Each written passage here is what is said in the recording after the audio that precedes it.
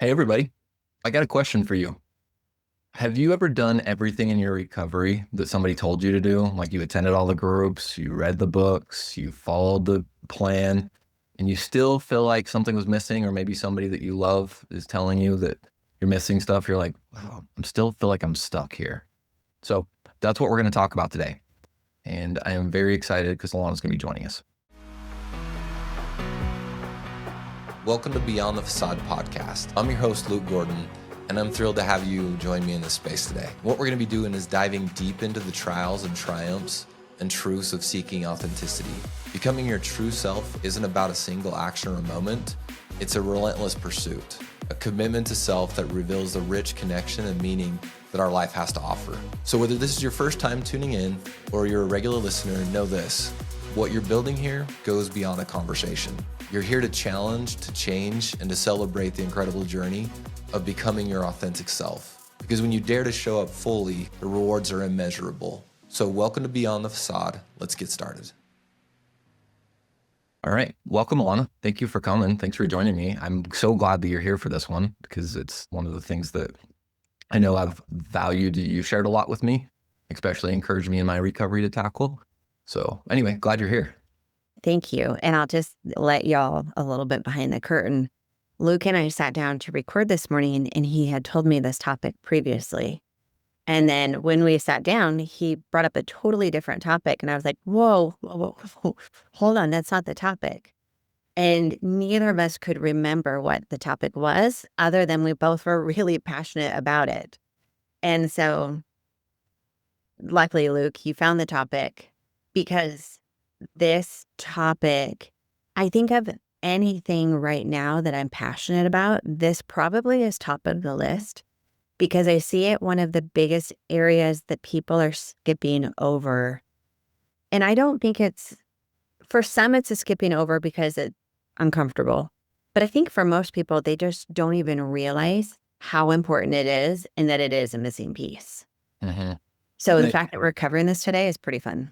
And I think when you hear it, I hope that when you hear it, it's maybe not an experience that I had, which is, oh yeah, of course, I know that. I mean, like, yeah, that makes sense. But really, the same things occur. Like it's still a checklist of other things to do. So hopefully it hits different. Okay, so that you would have already seen it when you clicked on the episode, but we're talking about this as being the missing link in a lot of men's journeys and people experience compulsive behavior. Our listeners here. By the way, Alana, did you know that like half of the listeners here, like 48% of them are partners? Oh, well, that's awesome. I I know, didn't it's know really cool. that, but hello to all of my partners. Yeah. But I think that's why it brings me a lot of comfort when you come here. So they get a chance to hear your experience too, your professional experience. Okay. So anyway, let me jump into it. I'm going to share a little bit of my personal story leading into this. Okay, so I'm a checklist kind of guy. Lon and I laugh at it, but we refer to it as my tism. Okay, my innate ability to organize, compartmentalize, create checklists. And man, when I went to work in recovery, yeah, I found the checklist and I went after it. So groups, books, all the tasks, all the tools, going after them, and there's a lot of it that worked really, really well. But there was so much effort that was put in that some things still didn't shift inside of me. There was still some stuff that was leaving me disconnected specifically from myself. So we're going to get into that. And you ever heard that phrase, you don't know what you don't know? That was me. I didn't know what I didn't know. So I assumed the healing was more about something other than the feeling portion of it, not feeling more. Because I heard a million times like emotions, like, yeah, I think I was more, and Alana, you could speak to this, but I would say I was more emotionally in tune with people around me. But what I lacked was my ability to be able to know what was happening inside of me. And that's what we're going to talk about today. So there's yeah, go ahead. It's interesting because you were very aware of other people's emotions, but it was almost through the lens of how do you read their emotions so you can protect yourself. And so it wasn't going deeper internally within you. And so there was a big disconnect from your feelings. But it's more than just feelings. What's coming to mind is I remember at a CSAT symposium, I don't know, 4 or 5 years ago, there was a speaker and he talked about left brain healing and right brain healing and how they're different. And so often we come into recovery with this, like you said, the cognitive, the analytical, the checklist. Okay, I need to do this and I need to say this. And for my partner to heal, I need to show up in these ways. And so it's very analytical. And that's a lot of left brain healing. Yet you also have to do the right brain healing, which is through more of the emotions. But right brain healing is so much deeper than just emotions because it goes into the amygdala, it goes into your window of tolerance. And then you also have the body healing, where things that have been stored in your body at a cellular level, that we have to do the healing there. And so if we spend all of our time in the cognitive or analytical healing, which is where it feels the most comfortable, we can only go so far. Well, hold on. Can we pause right there and can we just focus in and highlight something you just said? It feels more comfortable because nothing about recovery feels comfortable. So can you talk about that? Yeah, it is more comfortable to hear about something and learn about something and be able to take the notes and be able to produce the information, right? To have the right answer feels good. And I use a right answer really loosely because nothing's right or wrong. But to be able to produce the information feels good. That feels comfortable. Mhm. And how many times have you been able to go and say, here's the right answer? But when you get emotionally hijacked, when you get triggered, when you get outside of your window of tolerance, how well are you able to access that information? How many times do you know the right answer and you still find yourself acting outside of your values or getting emotionally spun or still emotionally letting those emotions run you over? Yeah. Yeah. Okay. That's good. Okay. So I'm like hesitating doing this, but as a part of my personal story, I was about to list to you types of somatic work that I did because we're calling this is somatic work that we're referring to right now. I was about to list them, Alana, and I'm going to, but I'm like, all of a sudden it's like, it's going to be a checklist, right? So I'm kind of like talking about a checklist right now. But let me just tell you what really turned some things for me. Well, Part, can I slow you down really quick? yeah. Uh-huh. Can you share the reason why you even saw the need to start adding in somatic? Because that didn't come until you were like, I don't know, 8, 9 years into recovery. Uh-huh. So Yeah. why did you even feel the need to add it? I feel like this is a podcast within itself, so I'll make it brief and then Alana, we can talk about what you think we should be spending more time talking about if you think of one of them. But what I noticed is there was this experience of noticing that I needed to value myself and respect myself. And every time I did value and respect myself and I had to get boundaried, I lost the ability to be able to have empathy and compassion for another person. And what I recognized was my body was screaming at me because it didn't know how to value myself and value somebody else at the same time. And that had everything to do with the trauma that was stored in my body. So, Mm. you think that was clear enough, Alana? Well, it's your truth, right? So I didn't know how to value myself and value another person at the same time because I still had so much unhealed trauma and so many unhealed pieces that were stored deeper in my body than what the cognitive learning was able to access. I was still struggling. And to be more specific, you're like, Luke, that's still really vague. Give us an example. I was struggling with being honest.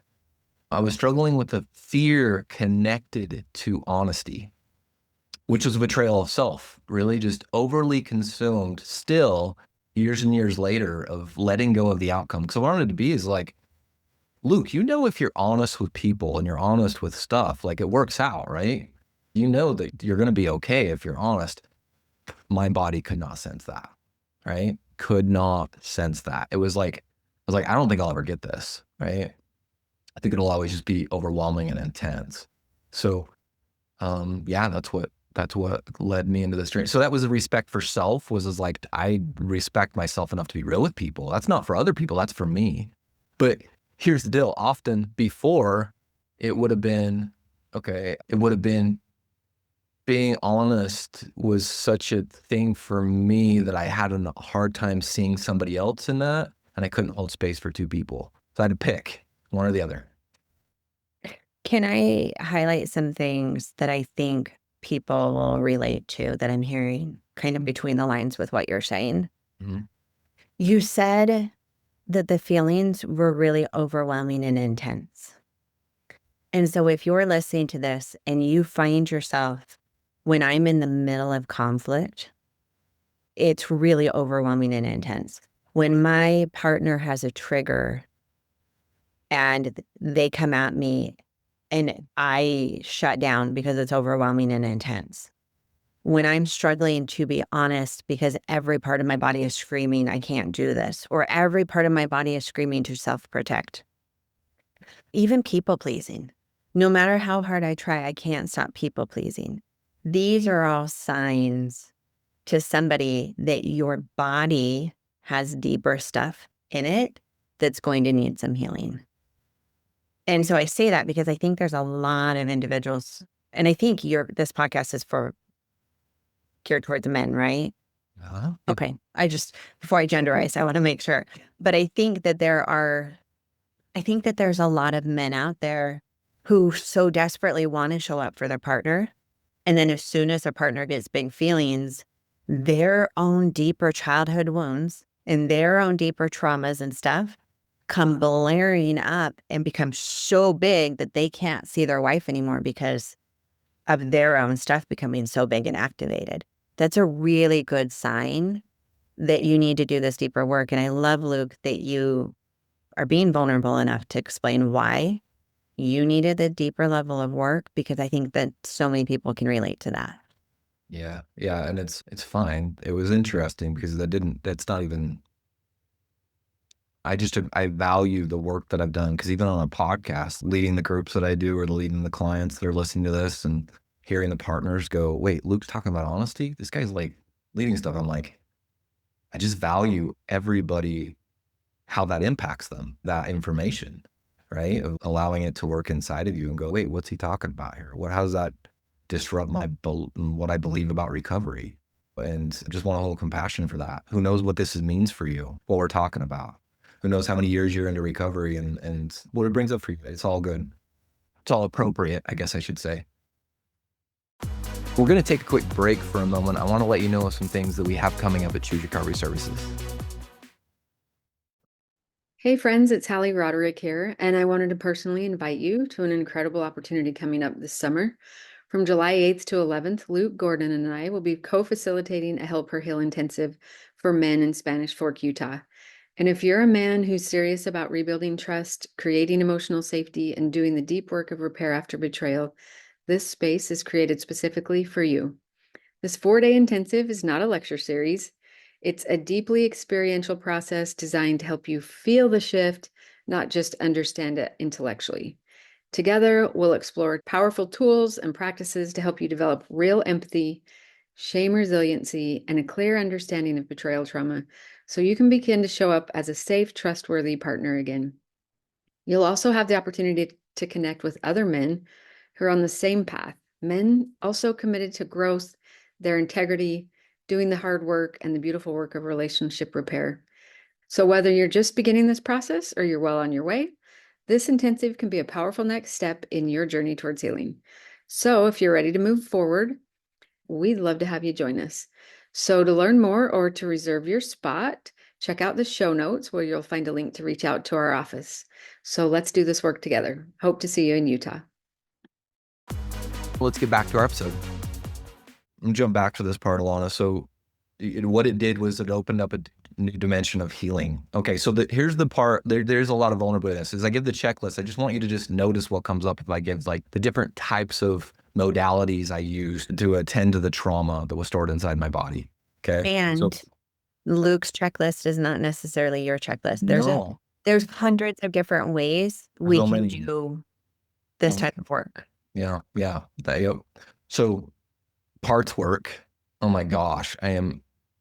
There's a part of me that has a lot of anger towards why was this not introduced earlier? Like, goodness gracious, to not know this concept.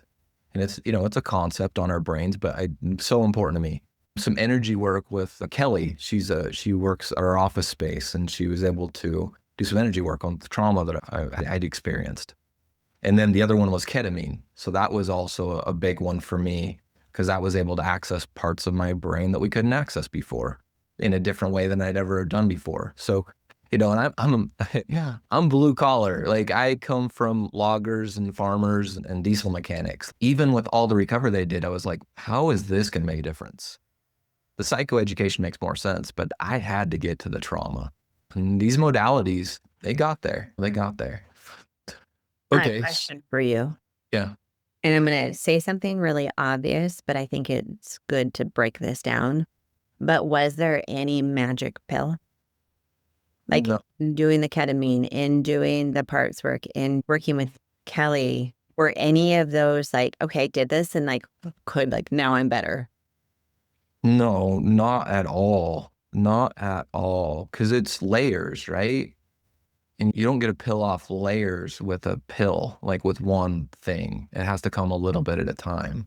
So I had to do all that other work before I could do this work, right? Well, and I'll just say like ketamine in particular, I've done an episode on my podcast about ketamine, but ketamine doesn't magically fix anybody. And if somebody's not already doing other work and you do ketamine with a trained professional, okay, we're not talking about the street drug. If you are not doing integrative work before, during, and after, then you're just going on a trip. You're just having a journey. Yeah. But if you are actually doing work before, during, after, and integrating, then it takes those synapses in the brains and it helps them fire and wire together stronger. And so it can aid in the healing, but it is not healing in and of it by itself. Yeah, and that's it. And that's why we just said this is Luke's experience. This is what Luke did. This is his list. It's not yours. All we're trying to get to is there's a process to get to trauma and stored inside the body. For And there's modalities for it. So you explore it. And we'll talk about that. We'll talk about that. The one you did not mention that I saw you pick up and do regularly has been meditation. Oh, okay. Yeah. Of course. Yeah, absolutely. Mindfulness. Oh my gosh. Right. Mindfulness. Absolutely. I'm blown away with what that would do for me, does for me on a daily basis. Let's talk a little bit about what happens when we don't do somatic work. All right. So what I can watch for and what I can notice is if I don't do it, I'm going to feel numb. I'm going to feel like stuck. I'm going to have a hard time. And probably the best way to articulate or explain that or paint a picture is I find myself still disconnected from other people and myself. Like, I can't really access what's happening inside my body. Where does it feel? Where do I feel it at? And also, how am I responding to what's going on around me? Like, I can notice that. I can see that. Alana, you want to speak to that at all? Yeah, well, what comes to mind naturally, because of what I do, is the partner. Like, how many times do I hear a partner go, I can't reach you? Or like, you're here, but it doesn't feel like you're here. And so sometimes when I'm working with a man, he doesn't even know how disconnected or numb he is because that has been there for so long that it's become the normal. So if you're listening to Luke and you're like, feelings in my body, what does that even mean? I don't, like, you feel it everywhere or I feel it nowhere. Okay, that tells us that we actually have probably a lot of opportunity in this area to grow. But if that's where you are, letting your partner let you know what they're seeing and the level of disconnect. Are they constantly saying you seem off and you're going, what are you talking about? Right? Those could be things that can help you see this numbness or this stuckness. Sometimes it's easier to see it outside of us before we can see it internally if we haven't done this type of work yet. Yeah. And that's going back to the partner one. If I feel stuck in a script, like it doesn't feel authentic and it doesn't feel me, it's usually I'm just completely analytical. My brain's not attached to my heart. It's a script. That's a part of when I don't do the somatic work. Yeah. You know, really quick, it's interesting because you think of the human body, okay? Just everyone imagine in your head, just a whole human. And so often we like cut the human off at the neck and we basically run around with just the heads and trying to do all of life with the head. It's a funny visual. Yeah. But I mean, like we're trying to use the brain, but the reality is we have a head brain, we have a heart brain, we have a gut brain. The head brain is to gather information and sort through it. It's good. We don't want to throw away the head. That left side analytical thinking is really valuable. But then we also have the heart brain, which is our emotions. And our emotions give us so much information. And then we have that stomach brain, our intuition, our values. And if think about that, if we throw away our intuition, we throw away our values, or we've never accessed them, like how much you're missing. So through emotions and through that intuition, through the values, through the gut, we cannot only use our brain, we have to use the three brains. And that gathering information should only be a small percentage of the decision-making we make in our lives. It should also be based through emotion, through intuition, through values. Yeah, I like that. So what's some of the other things when men don't do the somatic work? There's a big risk of relapse or emotional shutdown. Right? If I don't do my somatic work, because it's not about not acting outside my values right before I do. It's way before I do. So I have to know what's going on inside my body because that's the only way I'll be able to sense that I'm headed down a road that I shouldn't be, or that I've said that I won't go down again. Yeah, because there's a million choice points that happen before somebody goes back and has a slip or a relapse. And a lot of times I'll hear people say, like, I don't know how that happened. And so when we really look at it, there's so many different places where a choice point is where you get to a place where I can choose to go left or go right. Or really, there's 50 different paths in front of me. There's thousands of choice points that got us to the point before we get to the place of acting out. Yeah. And the more we can do this type of work, it, like you said, brings more awareness and more clarity and more understanding. But also when we've healed those wounded parts aren't grabbing the wheel and driving the car as much. Yeah. I love that analogy. I'm speaking on behalf of partners. And if this as a partner doesn't resonate with you, then by all means, tell your significant other. But generally speaking, on behalf of partners, they want nothing more than whole and complete healing. They want their relationship to work. They want you to be healed. They want the relationship to heal. And so a lot of times they're hoping and praying you'll do this work. And sometimes this work gets passed off as like women's work or woo-woo or just like weird. But nothing like there's so much science to back up that this works and it makes a difference and it's essential for your healing. So a lot of times partners are just begging and pleading and hoping that this holistic work will be done. Yeah. Thank you for saying that. So we have a call to action for you, but before we do, I'd like to tell you a little bit about Choose Recovery Services' mission. It's been very rewarding and painful, our own journeys, but also being a part of others where we watch people do all of the work, right? And still feel stuck. Alana, you've talked about being passionate about this lately, and I think this has been for a bit now, but we want to provide more opportunities for and normalize men's experience with the different ways to go about somatic healing. So we've created, and we're not here to sell you an intensive because we often bring it up. We are just providing that opportunity for if things resonate to explore it more, which is we do have individual intensives that are going to expose you to those different modalities, but just more of an exploration thing to be able to get unstuck in these areas because you deserve it. You've been working on recovery for a long time. Your partner deserves a connected you. You deserve a connected you. And if you put this much energy in this effort and don't stop, and what we'll do is we'll have you take that experience home with you. So give you the tools here and allow a new connection to yourself and take those pieces home. I'll just add to that, Luke. We don't have a scarcity mindset. So if somebody comes and says, hey, Alana, Of course. I live in Florida. You're based out of Utah. I can't come out for an intensive. But what can I do here? I'll say, okay, here's some different people. Go do some consults with. There's some things I'd recommend locally. And we don't care where you get the healing, just that you get the healing. So if that would be valuable to you, reach out. Like get on one of our calendars and we'll tell you where to get that help locally. Or if you can come out for an intensive, just like you said, Lou, we shove a ton of therapy and services in a short amount of time, but then we send you home with a plan of, okay, when you get home, this is how you can keep this going. Yeah. Thanks for saying that. I just want to echo that. Not mansplain it, Alana, but echo it. Right. Yeah, that's so true. It doesn't matter. That's what my therapist told me to begin with. He's like, Luke, I don't care where you get support. I don't care where you get help. I just want you to get the help you need so you can not repeat these patterns. So that is our heart. So hopefully you hear that, because that's what matters to us. Well, and can I say for the women, same thing, right? We do intensives for men, women, couples, all of that.